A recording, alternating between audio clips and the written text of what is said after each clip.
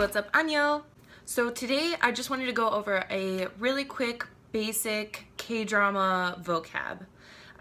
Essentially, there are a couple words that are used as expressions in Korean, and when you're watching K-dramas, especially the like really stereotypical like family dynamic, you'll see a lot of these expressions used when the characters are interacting.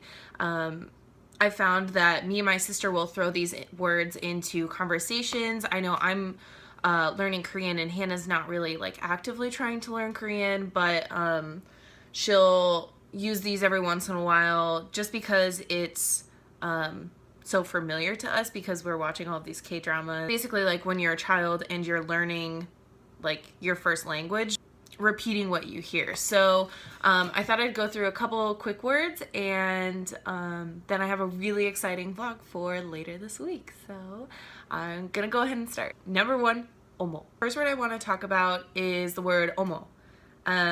O-M-O is how we would write it.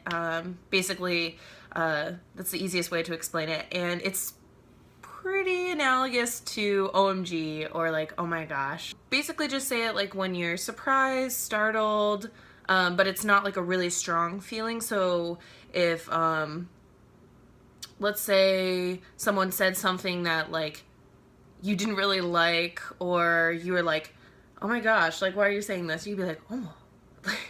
So super easy, really simple. I know Hannah and I use it all the time when we're talking to each other, or we see someone really beautiful and we're like taken aback by their beauty. We're like, oh.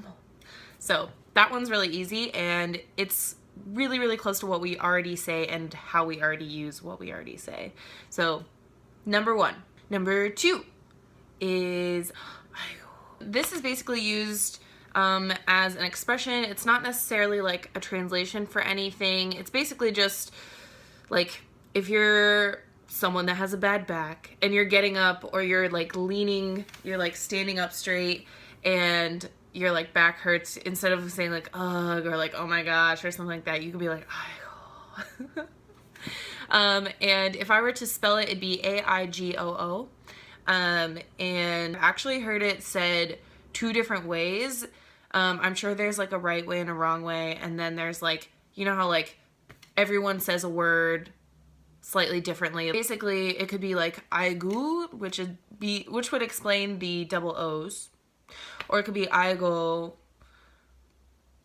or maybe somewhere in the middle. Basically, it's like ugh, aigo. Number three is probably one of my favorite ones, and probably one of the words I use the most. Out of the three, it's definitely one of the harder ones to explain. And that would be number three, 진짜. Number three, 진짜. So the easiest way to explain this is it's another way to say really or seriously. However, this is one of the words that changes when you put it in different contexts, and so you need different words for different contexts.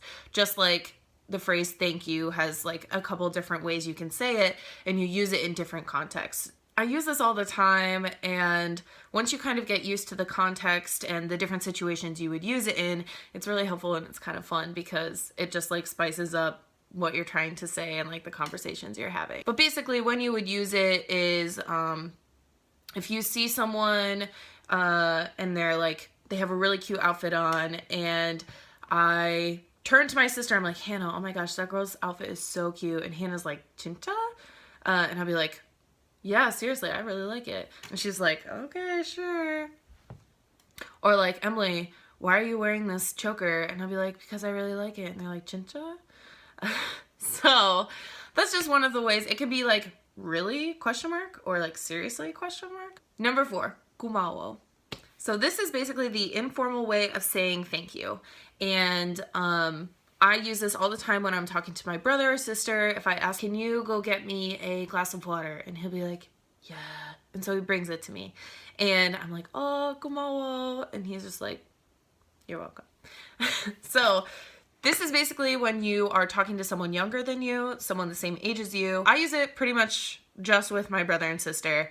It's super familiar. It's like between close friends. And that's the only time you'll really say that is when you're talking to someone younger than you and you're thanking them for doing something for you. All right, so those are just a couple of the words that I use pretty frequently. Hopefully I'll do another video with some more interesting phrases.